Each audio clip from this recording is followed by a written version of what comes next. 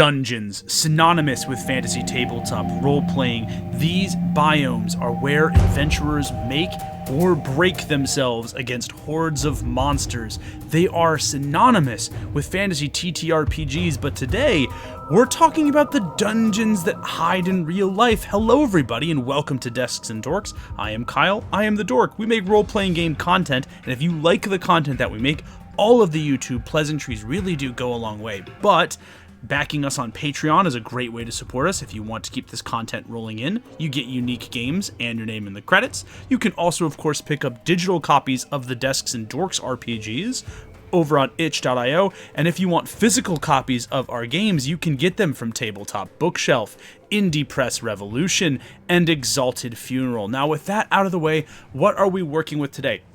We are going to be looking at a single urban dungeon, a modern space or spaces, trust me, that'll make sense soon, that could be dungeons.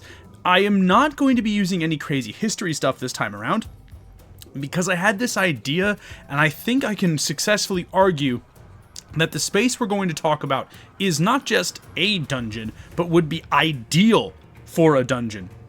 And then, of course, we're going to talk about how to use that in our games. Now, you might be wondering exactly what I'm about to discuss, and I'm not going to keep you waiting any longer because I genuinely believe in my heart of hearts, in my soul of souls, that the humble parking garage is a dungeon. Yes, the very same place that causes a not small amount of horror and terror on a daily basis, although for very different reasons in the modern era, is, I think, the ideal thing for a dungeon, the ideal space for a dungeon. Whether you are playing something like Shadowrun or Cyberpunk, or if you, I don't know, set your post-apocalyptic fantasy role-playing game in the ruins of downtown Los Angeles several hundred years after the fall of our empire. I think all of those things would be awesome, and I think the parking garage is ideal for your dungeon crawling players. And there's a number of reasons that I think that it works like this. Confusing layout is one of them. You see, when we, the people going to a parking garage, are in there, usually we're just seeing the parking spaces. See, I told you the spaces thing would make sense.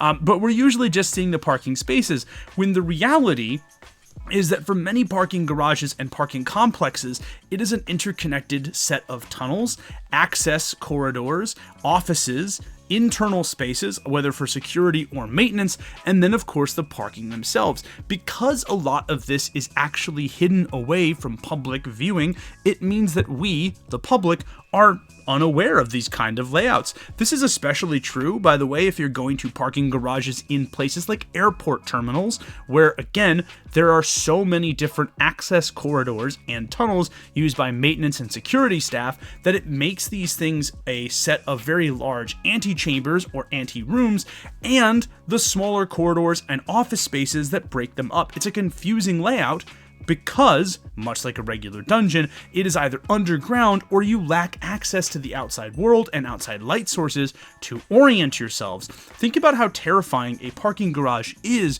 when you lose access to the electric light sources therein. Again, a confusing layout under the ground is a perfect hallmark for a dungeon. But I think it goes beyond that. I think factional space makes it another great thing. See, if you're like me and you came up playing open source or open world dungeons or campaigns, you'll know that factional sources or factional spaces are a huge part of the fantasy RPG landscape and a huge part of the fantasy RPG dungeon. For those of you not in the know, a factional space is where denizens of a dungeon, residents of the dungeon area who may be opposed to one another, set up shop and try to accomplish their goals. For example, that red X could be a tribe of, I don't know, horrific goblinoids. That yellow X could represent a terrifying cave insect that is slowly starting to prey on anything that moves. That purple X could be a cursed creature sealed into the earth several years ago by a pack of wizards. I don't know why I said a pack of wizards. A school of wizards. They sound like fish now. A group of wizards. A cadre of wizards. We'll go with that. I want Finding Nemo, but Photoshop with a wizard hat. The blue X's could be any number of other factions. You want a space in some dungeons, particularly mega dungeons, that feel organic and that feel like it gives you the opportunity to have those different and disparate creatures or groups of individuals go up against each other and have the players impact the decisions of those groups and the outcome of what happens to those groups. Again, a parking garage, because it is so wide and yet so spaced out and so truncated, separated into different areas, makes it a perfect example of a factional space that you can fill with all manner of creatures. Also, the space is both a tool for the creatures and a concept for your players to play around with. Consider, for example, going into an abandoned parking garage still full of cars. I have represented those cars on the map with carts because, shockingly enough, a lot of map editors for fantasy TTRPGs don't have Honda Civics. Weird. That exclamation mark represents our monster. Now, in this example, the monster has decided to shield itself with the cars. Again, makes for a decent smokescreen or decent cover, especially if the monster has some sort of ranged ability. But what happens if the monster, using its abilities, needs to get out? It could easily shift those cars using powers or perhaps some sort of other environmental feature that you, the GM, bake into the system to create an escape route, while similarly blocking off the routes of the players who want to get to it. Or it could do things at random to potentially crush players under the cars and still cut off those escape or ingress routes that somebody might want to use to take it out. Again, you want to make combat feel like a puzzle for your players. This means that giving your monsters and your players options to use the environment in intelligent, exciting, and creative ways is a huge way to get both player buy-in and to encourage creative problem solving at your table. And these cars are just one example of the things you could do in the glorious parking garage. But it's also a place that benefits from a revisit. One of the cool parts about urban dungeons or urban exploration, if you're a person who enjoys those things, is the way that a space can change as a result of time and the ravages of Mother Nature. Consider for a moment that many parking garages are multi-layered and multi-leveled.